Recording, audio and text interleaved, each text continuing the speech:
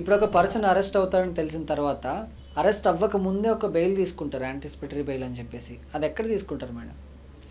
ఎవరైనా సరే ఒకవేళ మీరు యాంటిసిపేట్ చేస్తున్నారు, సపోజ్ ఒక కేసులు ఇరుక్కబోతున్నారు, ఖచ్చితంగా మిమ్మల్ని అరెస్ట్ చేస్తారు అని మీరు ముందే ఊహిస్తారు, గ్రహిస్తారు అనుకోండి, అప్పుడు యాంటిసిపేటరీ బెయిల్ వేసేసుకోవాలి. బికాస్ అక్కడ మిమ్మల్ని అరెస్ట్ చేసే ఛాన్సెస్ 100% ఉన్నాయి. సో మిమ్మల్ని మీరు ప్రొటెక్ట్ చేసుకోవడానికి, ఆ తర్వాత అరెస్ట్ అయిన తర్వాత బెయిల్ తీసుకోకంటే ముందు మీ దగ్గర ప్రాపర్ గ్రౌండ్స్ కనుక ఉంటే యాంటిసిపేటరీ బెయిల్ తీసేసుకుంటే తర్వాత ఏంటంటే యూ విల్ బీ ప్రొటెక్టెడ్. అంటే మిమ్మల్ని వచ్చి అరెస్ట్ చేయరు. బికాస్ రాగానే సినిమాలో చూపిస్తారు చూడండి, నా దగ్గర యాంటిసిపేటరీ బెయిల్ ఉందని ఎన్నో మూవీస్ చూసి ఉంటాం. సో యాంటిసిపేటరీ బెయిల్తో ఏంటంటే మిమ్మల్ని ఎవరు అరెస్ట్ చేయకుండా మేము ప్రొటెక్ట్ అవుతాం. సో ఈ యాంటిసిపేటరీ బెయిల్ ఇన్ జనరల్ ఏంటంటే సెషన్స్ కోర్టులో స్టార్ట్ చేయాలి, సెషన్స్ కోర్టులో తీసుకోవాలి.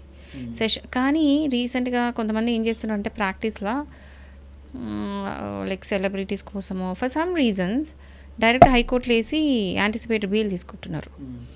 సో సుప్రీంకోర్టు రీసెంట్గా ఏం చెప్పిందంటే, స్ట్రిక్ట్గా ఏం చెప్తుంది అంటే, no person should be entertain to take the bail in high court. అంటే హైకోర్టులో బెయిల్స్ తీసుకోవడానికి ఎంటర్టైన్ చేయకండి ఎవరిని కూడా. ఏ పర్సన్ కూడా డైరెక్ట్ హైకోర్టు అప్రోచ్ అవ్వడానికి లేదు. ఖచ్చితంగా సెషన్స్ కోర్టుకి వెళ్ళాలి, అక్కడ యాంటిసిపేటరీ బెయిల్ తీసుకోవాలి under section 482 of BNSS act ప్రకారం. ఓకే, దాని ప్రకారం మీరు యాంటిసిపేటరీ బెయిల్ తీసుకోండి. అక్కడ కనుక రిజెక్ట్ అయితే దెన్ ఫర్దర్ హైకోర్టుకి, అంటే step by step. Don't go to high court directly, sessions కోర్టులో తీసుకోండి. ఈవెన్ బెయిల్ అయినా సరే, ఏ బెయిల్ అయినా సరే సెషన్ కోర్ట్స్లో తీసుకోవాలి. This is the hierarchy. కానీ కొంతమంది ఏంటంటే ఉంటుందన్నమాట, నాకు తొందరగా అర్జెంట్ కావాలని చెప్పేసి. ఇది wrong way of practice. So supreme court గట్టిగా మందలించింది, హైకోర్టుకి ఎంటర్టైన్ చేయకండి అని చెప్పేసి.